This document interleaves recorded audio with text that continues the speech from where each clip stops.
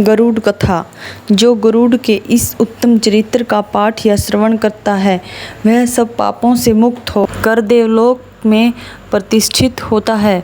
विंतानंदन गरुड़ जब अंडा फोड़कर बाहर निकले तब नवजात शिशु की अवस्था में ही उन्हें आहार ग्रहण करने की इच्छा हुई। वे भूख से व्याकुल होकर माता से बोले, माँ मुझे कुछ खाने को दो। पर्वत के समान शरीर वाले महाबली गरुड़ को देखकर परम सौभाग्यवती माता विंत के मन में बड़ा हर्ष हुआ। वे अपने पुत्र से बोली, बेटा मुझ में तेरी भूख मिटाने की शक्ति नहीं है। तेरे पिता धर्मात्मा कश्यप साक्षात ब्रह्मा जी के समान तेजस्वी हैं।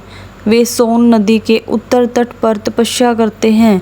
वहीं जा और अपने पिता से इच्छानुसार भोजन के विषय में परामर्श कर। तात उनके उपदेश से तेरी भूख शांत हो जाएगी। ऋषि कहते हैं, माता की बात सुनकर मन के समान वेग वाले महाबली गरुड़ एक ही मुहूर्त में पिता के समीप जा पहुँचे। वहाँ प्रज्वलित अग्नि के समान तेजस्वी अपने पिता मुनिवर कश्यप जी को देखकर उन्हें मस्तक झुका प्रणाम किया और इस प्रकार कहा, प्रभो मैं आपका पुत्र हूँ और आहार की इच्छा से आपके पास आया हूँ। भूख बहुत सता रही है, कृपा करके मुझे कुछ भोजन दीजिए। कश्यप जी ने कहा, वत्स उधर समुद्र के किनारे विशाल हाथी और कछुआ रहते हैं। वे दोनों बहुत बड़े जीव हैं, उनमें अपार बल है। वे एक दूसरे को मारने की घात में लगे हुए हैं। तू शीघ्र ही उनके पास जा, उनसे तेरी भूख मिट सकती है। पिता की बात सुनकर महान वेगशाली और विशाल आकार वाले गरुड़ उड़कर वहां गए तथा उन दोनों को नखों से विदीर्ण करके चोंच और पंजों में लेकर विद्युत के समान वेग से आकाश में उड़ चले। उस समय मंदारचल आदि पर्वत उन्हें धारण नहीं कर पाते थे। तब वे वायु वेग से 2 लाख योजन आगे जाकर एक जामुन के वृक्ष की बहुत बड़ी शाखा पर जा बैठे। उनके पंजा रखते ही वह शाखा सहसा टूट पड़ी। उसे गिरते देख महाबली पक्षीराज गरुड़ ने गौ और ब्राह्मणों के वध के भय से तुरंत पकड़ लिया और फिर बड़े वेग से आकाश में उड़ने लगे।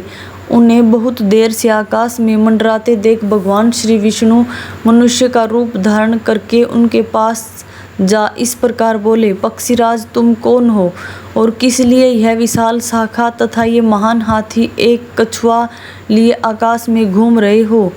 उनके इस प्रकार पूछने पर पक्षीराज ने नर रूपधारी श्री नारायण से कहा, महाभाव मैं गरुड़ हूँ। अपने कर्म के अनुसार मुझे पक्षी होना पड़ा है। मैं कश्यप मुनि का पुत्र हूँ और माता विंता के गर्भ से मेरा जन्म हुआ है। देखिए इन बड़े बड़े जीवों को मैंने खाने के लिए पकड़ रखा है। वृक्ष और पर्वत कोई भी मुझे धारण नहीं कर पाते। अनेकों योजन उड़ने के बाद मैं एक विशाल जामुन का वृक्ष देखकर इन दोनों को खाने के लिए उसकी शाखा पर बैठा था, किंतु मेरे बैठते ही वह भी सहसा टूट गई। अतः सहस्त्रों ब्राह्मणों और गौओं के वध के डर से इसे भी लिए डोलता हूँ। अब मेरे मन में बहुत विषाद हो रहा है कि क्या करूँ, कहाँ जाऊँ, कौन मेरा वेग स्वीकार करेगा।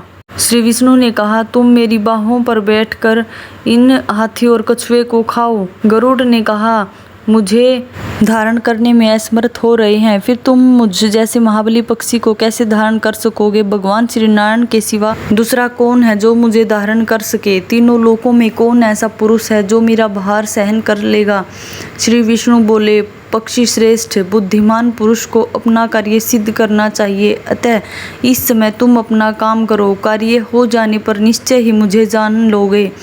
गरुड़ ने उन्हें महान शक्ति संपन्न देख मन ही मन कुछ विचार किया। फिर एवमस्तु कहकर वे उनकी विशाल भुजा पर बैठे।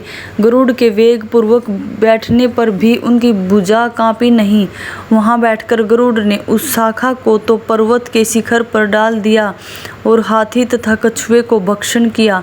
तत्पश्चात वे श्री विष्णु से बोले, तुम कौन हो। इस समय तुम्हारा कौन सा प्रिय कार्य करूं? भगवान श्री विष्णु ने कहा, मुझे नारायण समझो, मैं तुम्हारा प्रिय करने के लिए यहाँ आया हूँ। यह कहकर भगवान ने उन्हें विश्वास दिलाने के लिए अपना रूप दिखाया। मेघ के समान श्याम विग्रह पर पीतांबर शोभा पा रहा था। 4 भुजाओं के कारण उनकी झांकी बड़ी मनोरम जान पड़ती थी। हाथों में शंख, चक्र, गदा और पद्म धारण किए सर्वदेवेश्वर श्री हरि का दर्शन करके गरुड़ ने उन्हें प्रणाम किया और कहा, पुरुषोत्तम बताइए, मैं आपका कौन सा प्रिय कार्य करूं? श्री विष्णु बोले, सखे, तुम बड़े शूरवीर हो, अतः हर समय मेरा वाहन बने रहो। यह सुनकर पक्षियों में श्रेष्ठ गरुड़ ने भगवान से कहा, देवेश्वर, आपका दर्शन करके मैं धन्य हुआ, मेरा जन्म सफल हो गया। प्रभु, मैं माता पिता से आज्ञा लेकर आपके पास आऊँगा। तब भगवान ने प्रसन्न होकर कहा, पक्षीराज, तुम अजर अमर बने रहो, किसी भी प्राणी से तुम्हारा वध न हो। तुम्हारा कर्म और तेज मेरे समान हो, सर्वत्र तुम्हारी गति हो। निश्चय ही तुम्हें सब प्रकार के सुख प्राप्त हों।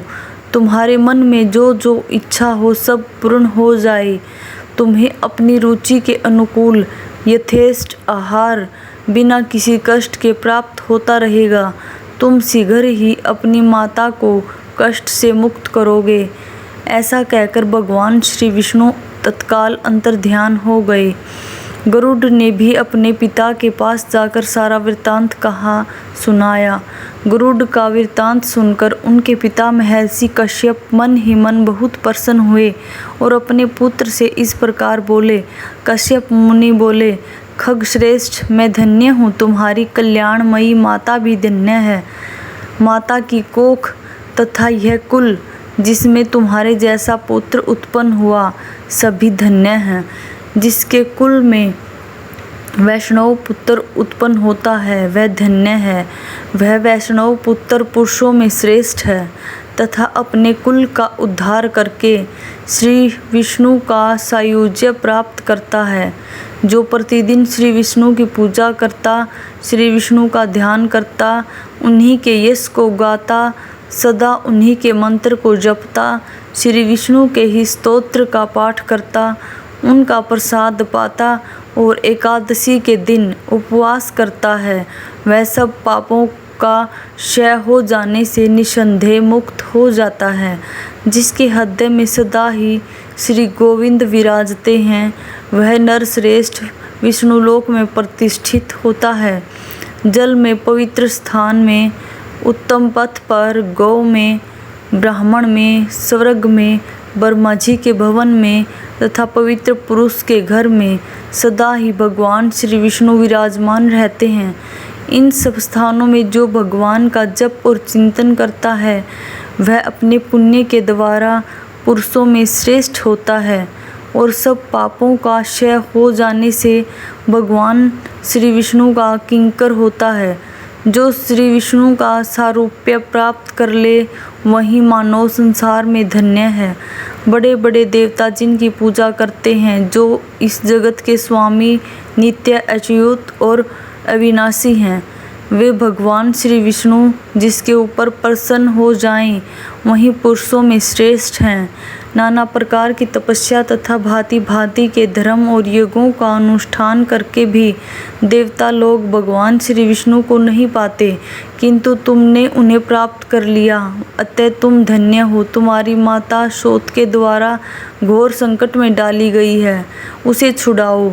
माता के दुख का प्रतिकार करके देवेश्वर भगवान श्री विष्णु के पास जाना।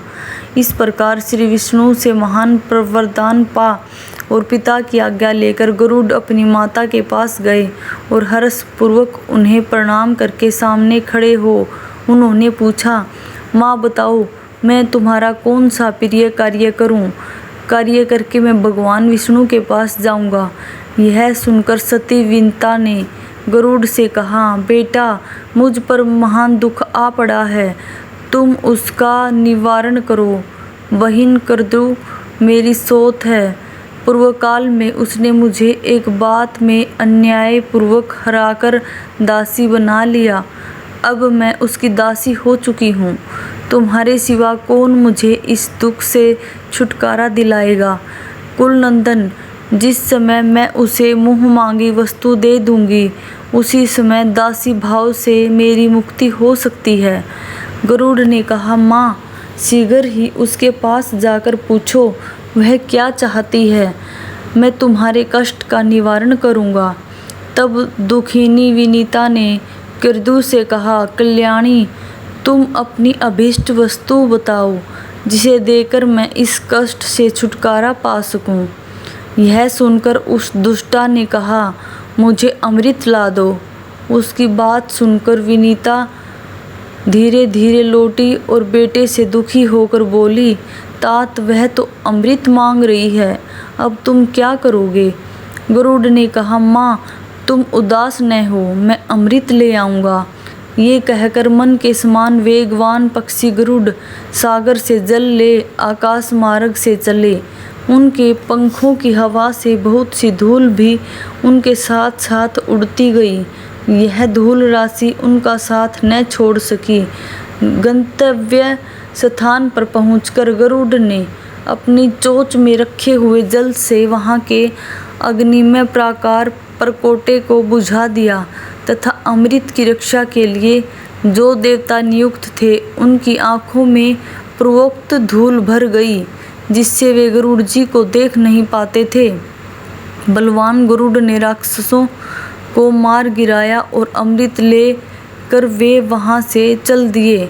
पक्षी को अमृत लेते आते देख ऐरावत पर चढ़े हुए इंद्र ने कहा, अहो, पक्षी का रूप धारण करने वाले तुम कौन हो जो बलपूर्वक अमृत को लिए जाते हो? संपूर्ण देवताओं का अप्रिय करके यहाँ से जीवित कैसे जा सकते हो? गरुड़ ने कहा, देवराज, मैं तुम्हारा अमृत लिए जाता हूँ, तुम अपना पराक्रम दिखाओ। यह सुनकर महाभाव इंद्र ने गरुड़ पर तीखे बाणों की वर्षा आरंभ कर दी। मानो मेरुगिरी के शिखर पर मेघ जल की धाराएं बरसा रहा हो। गरुड़ ने अपने वज्र के समान तीखे नखों से ऐरावत हाथी को विदीर्ण कर डाला तथा मातली सहित रथ और चक्कों को हानि पहुंचाकर अग्रगामी देवताओं को भी घायल कर दिया। तब इंद्र ने कुपित होकर उनके ऊपर वज्र का प्रहार किया। वज्र की चोट खाकर भी महापक्षी गरुड़ विचलित नहीं हुए। वे बड़े वेग से भूतल की ओर चले। तब इंद्र ने सब देवताओं के आगे स्थित होकर कहा, निष्पाप गरुड़, यदि तुम नाग माता को इस समय अमृत दे दोगे तो सारे सांप अमर हो जाएंगे। अतः यदि तुम्हारी सम्मति हो तो मैं इस अमृत को वहां से हर लाऊंगा। गरुड़ बोले, मेरी साध्वी माता विनीता दासी भाव के कारण बहुत दुखी है।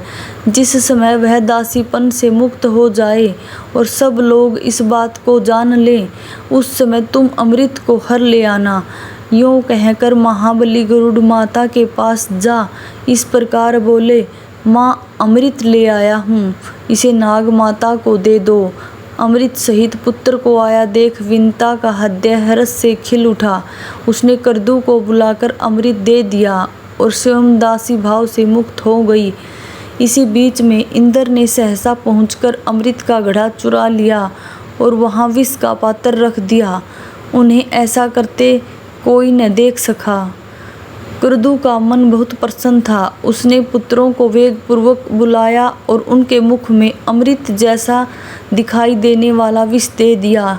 नागमाता ने पुत्रों से कहा, तुम्हारे कुल में होने वाले सभी सर्पों के मुख में ये अमृत की बूंदें नित्य निरंतर उत्पन्न होती रहें तथा तुम लोग इससे सदा संतुष्ट रहो। इसके बाद गरुड़ अपने पिता माता से वार्तालाप करके देवताओं की पूजा कर अविनाशी भगवान श्री विष्णु के पास चले गए। जो गरुड़ के इस उत्तम चरित्र का पाठ या श्रवण करता है वह सब पापों से मुक्त होकर देवलोक में प्रतिष्ठित होता है। Please subscribe channel.